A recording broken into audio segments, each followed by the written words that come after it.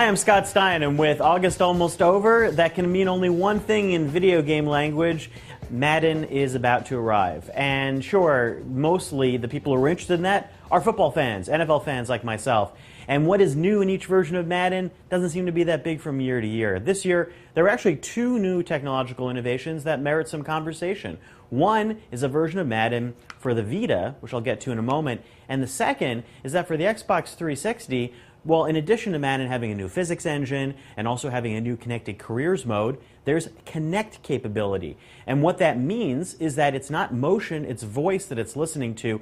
And Kinect can work with a 6,000-word vocabulary that you use to command players on the field. It sounds a little complicated, and I'm actually wearing a wristband that Madden sent me with play calls listed in here for help. I thought that was a little silly, but actually it is a little bit complicated, more so than I thought at E3, just because while you can see some of the things that you can say that pop up as words in the huddle, a lot of other things that you can use to control the players don't show up. So it's kind of like carte blanche, and you've got to figure out some of those plays.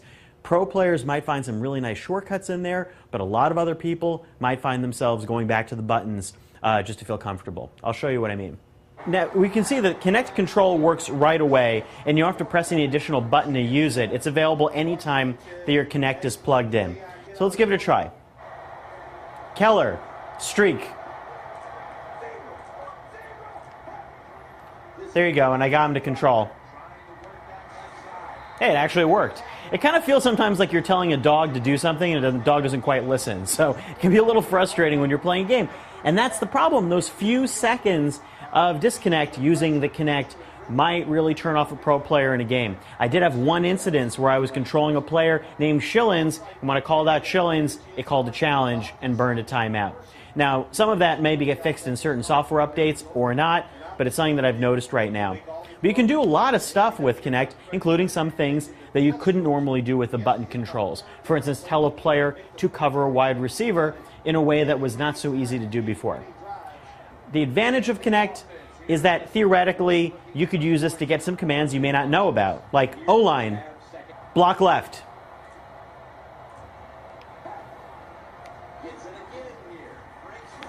And that actually worked really well. And you may not have realized before that, oh, I could get my O-line to block left. There are a lot of deep commands in Madden that this kind of reveals, so it might be a fun mode for people to play with, just if that play clock were a few seconds longer. I've also found using this so far that if you have your volume on your TV high, it has a little problem registering your voice. I find it works better using headphones right now. Maybe that'll get patched in a software update too, because we haven't seen that happen on other Kinect-controlled games. Audible. Audible. Audible. Deep pass. Timeout. Yeah, it's instantly called a timeout. So my advice to you is if you're using the Kinect mode, wear a good pair of headphones and then just keep barking in the room until somebody yells at you to be quiet. So with a little bit of time and maybe a little bit of know-how, you could finesse out a Kinect game plan that might make sense for you in addition to the buttons, but it's going to be a specialty item and not the killer app that maybe it seemed to be when I saw it at E3.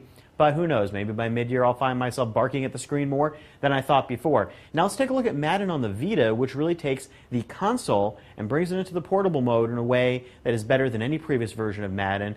The Vita version obviously takes advantage of the larger screen and better graphics, and also pushes out the game to really become a portable version of the console game. Franchise modes included, online mode, and pretty much all the stuff that you found in last year's version of Madden, and even some of the features in this year's, although there won't be a new physics engine, and there obviously won't be anything like Kinect capability on the Vita, although you kind of could do that.